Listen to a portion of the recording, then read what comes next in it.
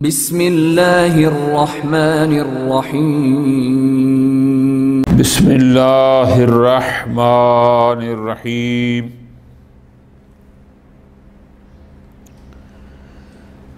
الصلاۃ علی المیت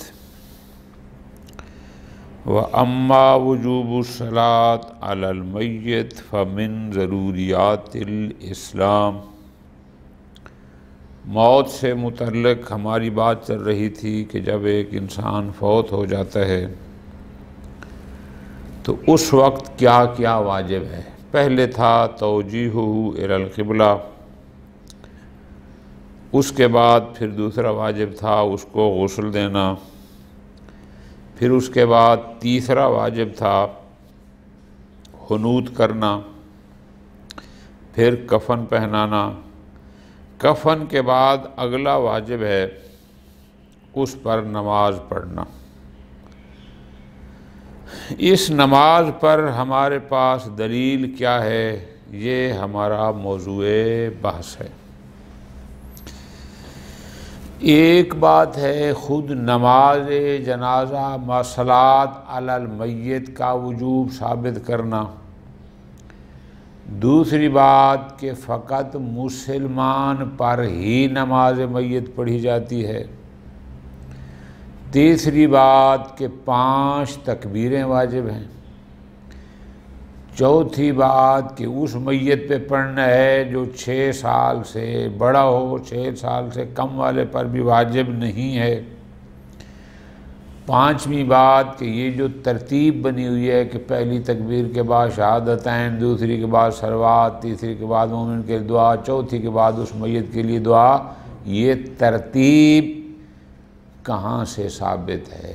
یہ ہے یہاں پر بحث کہ یہ جو نماز سے متعلق 4-5 مراحل ہیں کہ نماز میت واجب ہے، پھر مسلمان پر، پھر 6 سال سے بڑا ہو، پھر فلاں فلاں، ان ساری چیزوں پر دلیل کیا ہے آپ کے پاس؟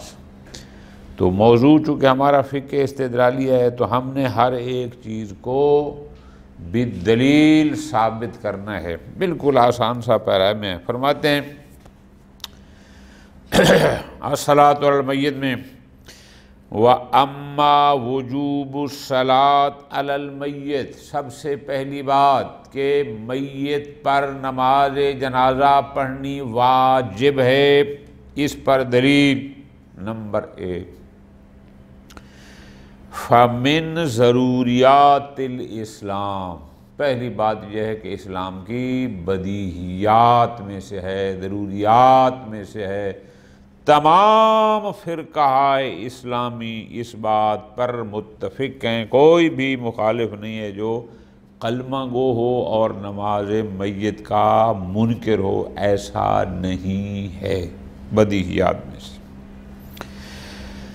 وَتَدُلُّ عَلَيْهِ مُوَثَّقَةُ طلحہ بن زید، روایت موثقہ ہے طلحہ بن زید کی، امام جعفر صادق عن ابی ہے، امام محمد باقر علیہ السلام سے، فرماتے امام کہ صلی علی من مات من اہل القبلہ، جو بھی اہل قبلہ میں سے فوت ہو جائے، صلی یہ امر ہے، اس پہ نماز پڑھو، وحسابہ علی اللہ، اور اس کا حساب اللہ پر ہے۔ اب یہ صلی علی من مات من اہل القبلہ، اب یہ بالکل صراحت کے ساتھ دلالت کر رہی ہے اس بات پر کہ میت پر جو اہل قبلہ مراد ہوئی مسلمان، ان پر نماز پڑھنا واجب ہے۔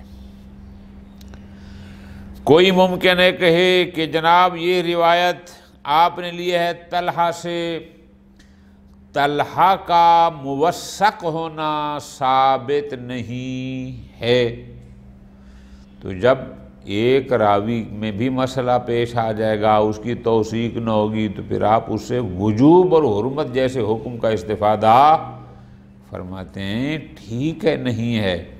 لیکن ادھر شیخ طوسی جیسی شخصیت نے جو کہہ دیا، انہوں نے کیا فرمایا؟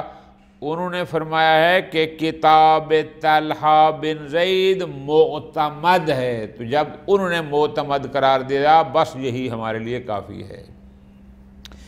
وَلَيْسَ فِي سَنَدِ الرِّوَایَةِ مَن يَتَعَمَّلْ فِيهِ، اس روایت کی سند میں کوئی ایسا شخص نہیں ہے کہ جس کی بنیاد پر تھوڑا ہم تأمل کریں، تھوڑا رکیں کہ پتہ نہیں یہ روایت سند درست ہے نہیں، سوائے طلحہ بن زید کے۔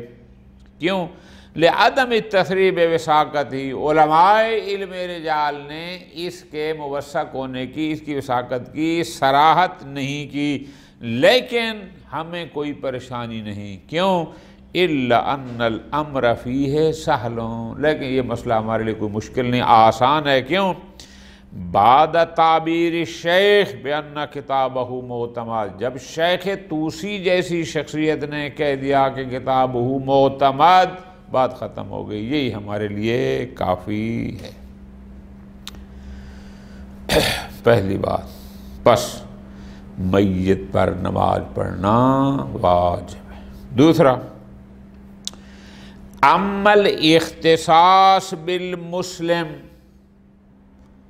کہ فقط اسی میت پر نماز پڑھنا واجب ہے جو میت مسلم کی ہو، غیر مسلم پر کوئی نماز جنازہ نہیں ہے۔ اس پر دلیل نمبر 1 فالسیرہ، سیرہ یہی ہے، نہ پیغمبر نے کسی غیر مسلم کی نماز جنازہ پڑھائی، نہ امام نے پڑھائی، نہ آج تک ایسا ہوا ہے کہ صلاۃ علی المیت المسلم ہمیشہ پڑھی گئی ہے۔ اور دوسرا یہ کہ قرآن مجید کی ایک آیت ہے، سورہ توبہ آیت نمبر 84، اس میں یہ حکم ہوا وَلَا تُصَلِّ عَلَىٰ أَحَدٍ مِّنْهُمْ مَاتَ أَبَدًا وَلَا تَقُمْ عَلَىٰ قَبْرِهِ إِنَّهُمْ كَفَرُوا بِاللَّهِ وَرَسُولِهِ وَمَاتُوا وَهُمْ فَاسِقُونَ۔ یہ آیت مجیدہ سورہ توبہ کی۔ بلاغ القرآن نے اس کا ترجمہ یوں کیا ہے، اور ان میں سے جو کوئی مر جائے اس پر آپ کبھی بھی نماز نہ پڑھیں، نہ ہی ان کی قبر پر کھڑے ہوں۔ علت کیا ہے؟ انہوں نے اللہ اور اللہ کے رسول کے ساتھ کفر کیا اور وہ نافرمانی کی حالت میں مرے ہیں۔ اب یہ جو علت آ گئی کہ انہم کافروا باللہ ورسولہ، لہذا وہ چاہے زمانہ پیغمبر کے لوگ ہوں جو کفر باللہ کرتے تھے، یا آج ہوں جو بھی کفر باللہ کرتا ہے، لا تصلی کا حکم اس کو شامل ہوگا۔ تیسری بات بہت اہم بات ہے، یہ ثابت ہو گیا کہ میت پر نماز پڑھنا واجب ہے، یہ بھی طے ہو گیا کہ فقط میت مسلم پر نماز پڑھنا واجب ہے۔ اب ایک بحث ہے پوری توجہ کے ساتھ کہ کچھ چیزیں ہیں کہ جو کرنی ہیں، اور کچھ بات یہ ہے کہ وہ ترتیب سے کرنی ہیں۔ ذرا غور کرنا، مثلاً یہ تو ہمیں ترتیب سمجھ آ گئی کہ پہلے غسل دینا ہے، پھر حنوط کرنا ہے، پھر کفن پہنانا ہے، چونکہ ہم نے جو حدیثیں کل اور پرسوں پڑھی ہیں ان سب میں یہ ترتیب واضح تھی۔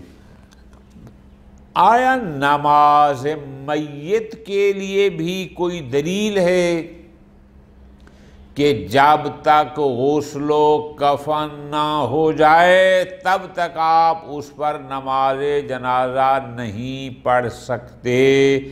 اس ترتیب پر آپ کے پاس کیا دلیل ہے؟ بہت اہم نکتہ ہے۔ ایک ہے نماز پڑھنا واجب ہونا، یہ اور چیز ہے۔ ایک ہے کہ نماز کا وجوب ترتیب کے ساتھ، یعنی جب تک غسل و کفن نہ ہو جائے تب تک نماز پڑھی نہیں جا سکتی۔ اس پر آپ کے پاس کیا دلیل ہے؟ اصل نماز کی بات نہیں، ترتیب کی بات ہے۔ اب یہ موضوع ذرا غور سے فرماتے ہیں، وَأَمَّا كَوْنُهَا مِن بَعْدِ التَّغْسِيلِ وَالتَّكْفِينِ، اب یہ کہنا کونہا یعنی صلاۃ علی المیت کہ یہ نماز علی المیت، نماز جنازہ حتماً تغسیل و تکفین کے بعد ہی ہونی چاہیے، یہ ترتیب۔ فَلَمْ يُنْقَلْ فِيهِ خلاف، چونکہ اس ترتیب کے خلاف کسی نے کچھ کہا نہیں ہے، گویا اس ترتیب پر اتفاق علماء ہے یا اجماع علماء ہے، چونکہ کسی نے اس ترتیب کے خلاف نہیں کہا، کسی نے یہ نہیں کہا کہ کوئی ضروری نہیں ہے پہلے یہ کر لو وہ کرنا، ایسا کچھ بھی۔ پہلی بات تو یہ ہے کہ لم ينقل فیہ خلاف، اصلاً اس ترتیب کے خلاف کسی نے کوئی کہا ہو یا کوئی روایت موجود ہو، ایسا کچھ بھی نقل نہیں ہوا، تو اس کا مطلب ہے یہ مسئلہ اتفاقی ہے بلکہ اجماعی ہے، ایک۔ نمبر دو، وَيُمْكِنُ أَن يُسْتَفَادَ من عطف الصلاة على التکفین والغسل فی عدت نصوص بالواو،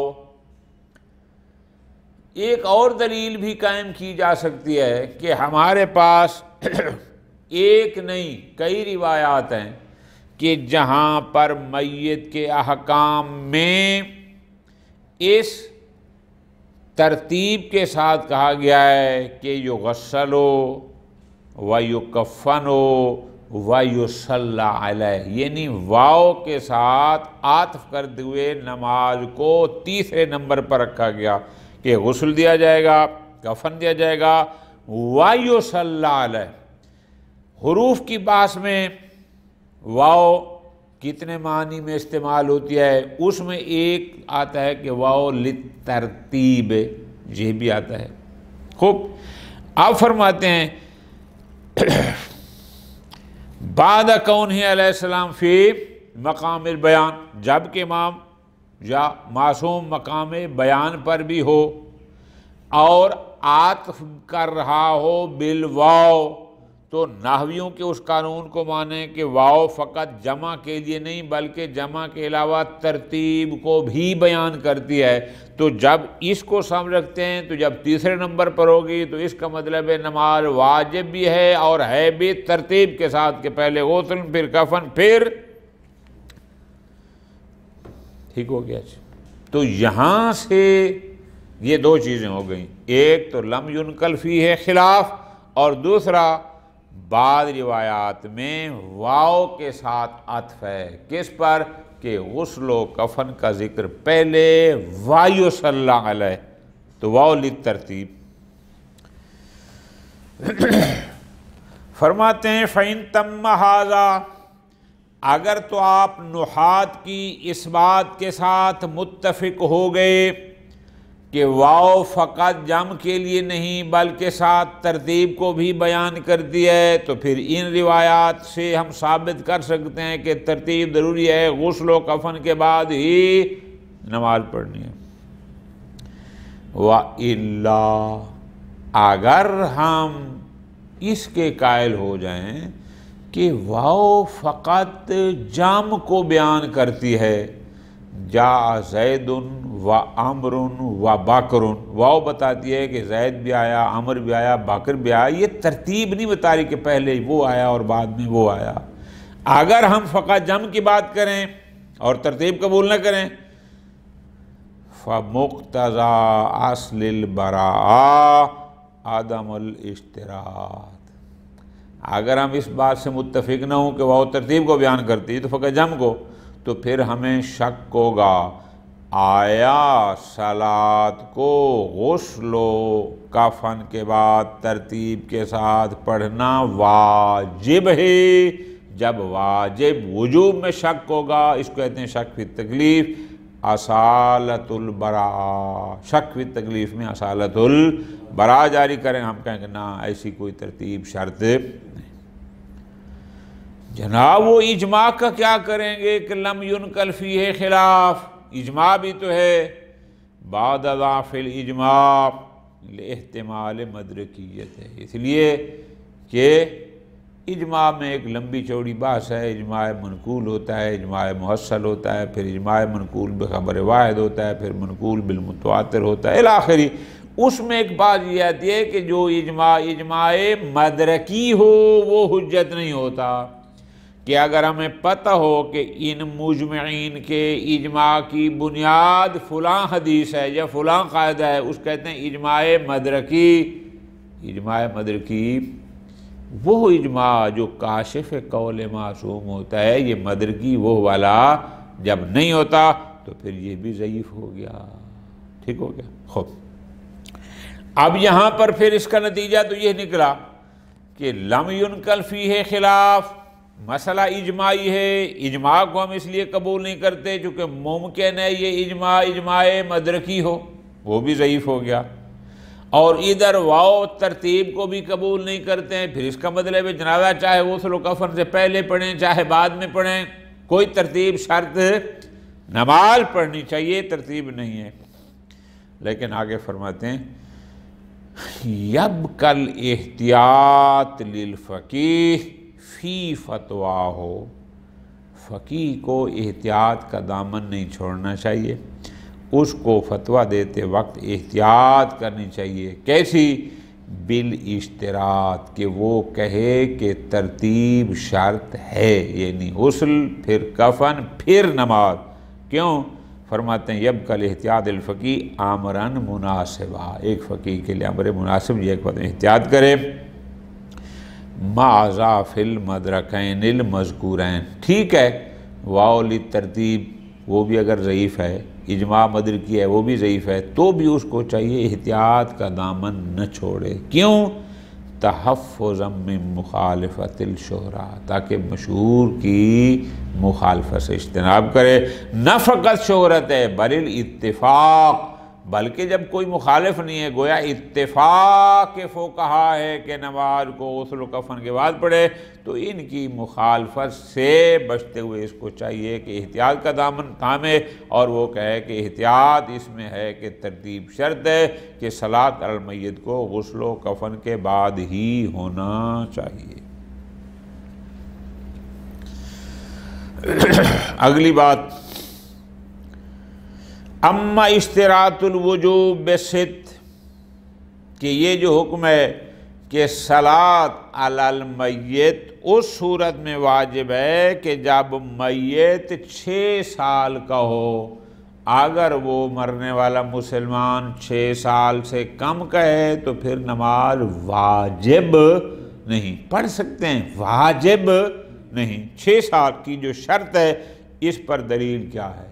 فرماتے ہیں اس پر دلیل ہمارے پاس یہ ہے کہ یمکن استفادتہ من صحیحۃ زرارہ، روایت صحیح ہے جناب زرارہ کی، روایت کے مطابق مات ابن لابی جعفر، امام محمد باقر علیہ السلام کا ایک فرزند فوت ہوا، فاخبر بموتہ، امام کو اس کی موت کی خبر دی گئی، فامر بہ، امام نے اس کی تجہیز و تکفین کے بارے حکم کیا، فغسل وکفنا، غسل دیا گیا، کفن دیا گیا، ومشى معہ، امام اس کے ساتھ خود چل پڑے، یعنی تشییع جنازہ فرمائی، وصلی علیہ، امام نے اس پر نماز پڑھی۔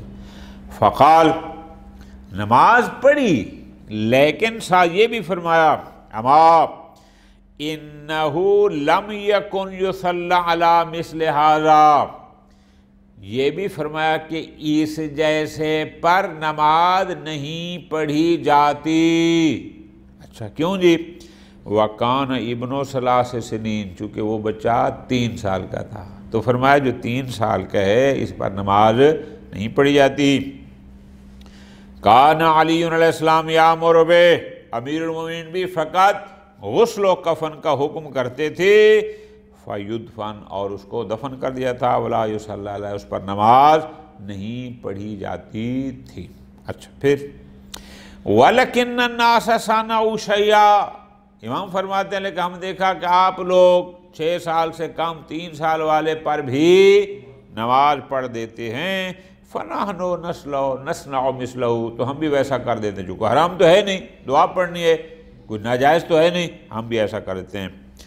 راوی کہتے پھر میں نے باقاعدہ سوال کیا، فَمَتَا تَجِبُ عَلَيْهِ الصَّلَاةُ، جناب کب نماز پڑھنا واجب ہوتا ہے؟ تو جواب میں فرمایا اِذَا عَقَلَ الصَّلَاةُ، جب اس کو نماز کی سوجھ بوجھ ہو، وَكَانَ ابْنَ 6 سنین، اور وہ 6 سال کا ہو تو نماز واجب ہے۔ یہ روایت صحیح ہے زرارہ کی، جس سے ہم نے 6 سال کو وجوب صلاۃ علی المیت کے لیے بطور شرط قرار دیا۔ اگلی بات، اما وجوب 5 تکبیرات، کہ اس نماز علی المیت میں، صلاۃ علی المیت میں، نماز جنازہ میں 5 تکبیریں واجب ہیں، ان 5 تکبیروں پر آپ کے پاس کیا دلیل ہے؟ جواب، فَلِلْأَخْبَارِ الْكَثِيرَةِ، ایک نہیں، وسائل اشیاء بھری پڑی ہے۔ جیسے میں ایک نقل کرتا ہوں، وہ ہے روایت صحیح ہے عبداللہ بن سنان عن ابی عبداللہ، امام جعفر صادق علیہ السلام سے، کہ امام نے فرمایا التکبیر علی المیت 5 تکبیرات، کہ میت پر 5 تکبیریں ہوتی ہیں۔ ایک روایت صحیح ہے تو سند بھی آ جائے تو حکم کے لیے کافی ہے، جبکہ یہاں تو روایات بہت ساری۔ خوب، چلو یہ تو طے ہو گیا کہ ایک میت پر 5 تکبیریں کہنا واجب ہے، لیکن یہ جو اور ترتیب بنی ہوئی ہے کہ پہلی کے بعد شہادتین ہوں، دوسری کے بعد صلوات ہو، تیسری کے بعد منہ کے دعا، آیا یہ بھی کوئی نقل ہے؟ اس پر بھی کوئی روایت صحیح ہے کہ حتماً ایسا ہی ہونا چاہیے، دعاؤں کی ترتیب بھی اسی انداز میں ہو؟ فرماتے ہیں اما تعین الکیفیت المذکورہ، ہاں جہاں تک بات ہے اس کیفیت کا جو ہم نے ذکر کی کہ پہلی کے بعد شہادتین، دوسری کے بعد صلوات، تیسری کے بعد مومن کے دعا، چوتھی کے بعد مرحوم کے لیے دعا، یہ جو کیفیت آیا حتماً یہی معین ہے، اس سے ہم کوئی رد و بدل نہیں کر سکتے۔ فرماتے ہیں فلا دلیل تام علیہ، کوئی ایسی دلیل ہمارے پاس کہ جو قانع کنندہ ہو، ایسی تو ہمارے پاس نہیں ہے کہ جس سے یہ ثابت ہو کہ حتماً دعاؤں کو بھی اسی ترتیب سے پڑھنا ہے جیسے ہم نے کہا۔ نام تاجب الصلاۃ علی النبی، البتہ اتنا ہے کہ اس صلاۃ علی المیت میں پیغمبر اکرم صلی اللہ علیہ وآلہ وسلم پر درود بھیجنا واجب ہے، یہ بات بھی ہے۔ وَالدُّعَاء لِلْمَيِّتِ، میت کے لیے دعا کرنا ضروری ہے، یہ بات بھی ہے۔ یہ 2 باتیں کہاں ہیں؟ لِلْرِوَایَةِ الصَّحِیحَةِ عن ابی جعفر، روایت صحیح ہے امام محمد باقر السلام سے فرمایا لیسا فی الدعاء فی الصلاۃ علی المیت قرات، کہ نماز جنازہ میں، صلاۃ علی المیت میں نہ ہی کوئی قرآن مجید کی صورتیں پڑھنی ہیں، ولا دعاء موقت، نہ کوئی معین منتخب دعا ہے کہ حتماً وہی پڑھی جائے، بلکہ کیا ہے؟ تدعو بما بدا لک، جو تمہیں پسند آئے، جو تو چاہے، جیسے تیرا انداز ہے اس انداز میں اس کے لیے تو دعا کر۔ وحق الموتیٰ ان یدعى لہ المومن، اور مومن کا حق یہ ہے سب سے کہ مومن اس کے لیے دعا کرے۔ وَأَن يَبْدَأَ، لیکن آگے ہے البتہ ابتدا کی جائے دعا کی بِالصَّلَاةِ عَلَى رسول اللہ صلی اللہ علیہ وسلم، کہ اس کے لیے دعا سے پہلے ابتدا پیغمبر پر درود پڑھ کر کی جائے۔ بس روایت میں اتنا تو ملتا ہے کہ درود بھی پڑھنا ہے، میت کے لیے دعا بھی کرنی ہے، بس۔ لیکن جو باقی باتیں ہم نے جو کیفیت ہے اس پر نہیں۔ پھر اجل الکیفیت المتداولۃ اليوم، البتہ جو کیفیت نماز جنازہ کی آج کل مرسوم ہے، متداول ہے کہ ہم پہلے شہادتین، پھر اس کے بعد صلوات، پھر مومنین کے لیے دعا، پھر چوتھی تکبیر کے ساتھ بعد مرحوم کے لیے دعا کرتے ہیں، مشروعۃ لبعض روایات، بعض روایات میں اس کی اجازت تو ہے لیکن بدون دلالت علی تعینھا، لیکن ان کی دلالت اس پر نہیں کہ حتماً ایسی ہی ترتیب معین ہے۔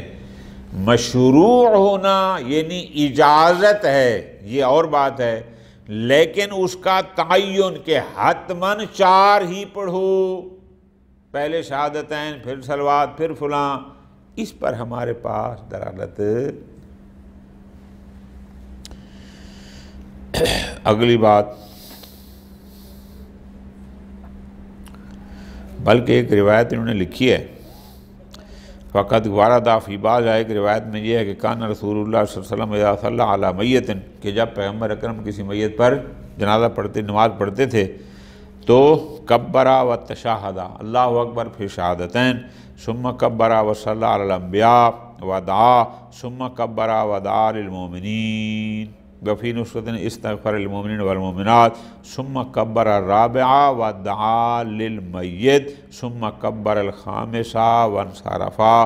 یہ بھی وسائل الشیعہ میں گویا یہ جو ترتیب سے 4 دعائیں ہم درمیان میں پڑھتے ہیں، اس کی بھی روایت موجود ہے کہ پیغمبر نے ایک نماز پڑھائی جنازہ تو انہوں نے اسی ترتیب سے پڑھائی۔ اگلی بات، اما عدم اشتراط طہارت بقسمہا، یہ جو کہا گیا کہ صلاۃ علی المیت میں نہ طہارت من الحدث شرط ہے نہ طہارت من الخبث، نہ اس کے لیے وضو غسل تیمم کی ضرورت ہے، اور نہ ہی اگر کپڑے نجس ہوں تو بھی پڑھ سکتا ہے، جسم نجس ہو تو بھی پڑھ سکتا ہے۔ کیا دلیل ہے؟ فرماتے ہیں فیکفی لاثباتہ عدم الدلیل، طہارت من الحدث والخبث کے شرط ہونے پر دلیل کا نہ ہونا، یہی ان کے شرط نہ ہونے کے لیے کافی ہے۔ طہارت من الحدث والخبث بقسمہا، ان کی شرطیت پر دلیل کا نہ ہونا بس ان کی عدم شرطیت کے لیے کافی ہے۔ کوئی کہے جناب قرآن کی نص موجود ہے اذا قمتم للصلاۃ فاغسلوا، اس کا کیا کریں گے؟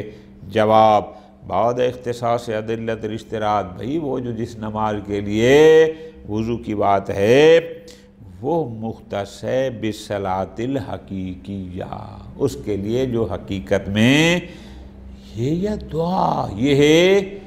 دعا ہے، ٹھیک ہے جی، یہ وہ نماز، کیونکہ نماز اور معنی میں ہے، اس میں قرات ہوتی ہے، اس میں رکوع و سجود ہیں، اس میں تو کچھ بھی، یہ دعا ہے۔ اور پھر روایت صحیحہ موجود ہے یونس بن یعقوب کی، کہتے ہیں سالتو ابا عبداللہ علیہ السلام، میں نے امام جعفر صادق علیہ السلام سے سوال کیا، علی الجنازۃ، ایک جنازہ کے بارے میں، کہ اصلی علیہا، کہ میں نے اس پر نماز پڑھی، علی غیر وضو، بغیر وضو کے، امام نے فرمایا نعم، کوئی حل نہیں، ٹھیک ہے۔ کیوں؟ انما ہے، یہ تو فقط تکبیر ہے، تسبیح ہے، تحمید ہے، تحلیل ہے، اور بس، یہ کوئی نماز حقیقتاً نہیں۔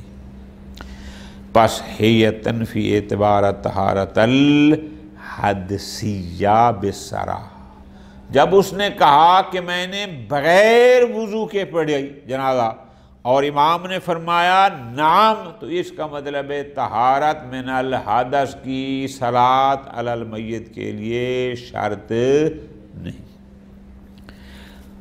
تو طہارت من الخبث، کپڑے نجس ہوں، جسم نجس ہوں، فرماتے ہیں بالتعلیل، چونکہ امام نے نام کے بعد علت بیان کی، کیا کہ یہ تو فقط تکبیر ہے، اللہ اکبر کہنا یا سبحان اللہ کہنا یا لا الہ الا اللہ کہنا، اب ظاہر ہے اب یہ نماز تو نہیں ہے، تو فرماتے ہیں تکبیر و تحلیل اب ہر حال میں کر سکتے ہیں۔ تو پس یہاں سے ثابت ہو گیا کہ نہ طہارت من الحدث شرط ہے اور نہ ہی طہارت من الخبث۔ آخری بات آپ نے یہ کی تھی کہ الصلاۃ علی المیت کے لیے نہ لباس کا مباح ہونا شرط ہے اور نہ ہی وہ جیسے دیگر نمازوں میں ستر عورتین واجب ہوتا ہے، یہ نہیں ہے۔ فرماتے ہیں اما عدم و اعتبار اباحت اللباس و ستر، فرماتے ہیں اس کی بھی واضح دلیل فعدم الدلیل علیہ، چونکہ ان پر دلیل نہیں ہے تو اس لباس کا مباح ہونا یا ستر کا ہونا، تو اس کے لیے فرماتے ہیں ان کے وجوب پر دلیل کا نہ ہونا عدم شرط کے لیے کافی ہے، لہذا فتجری البراء۔ صلی اللہ علیہ محمد وعلی محمد۔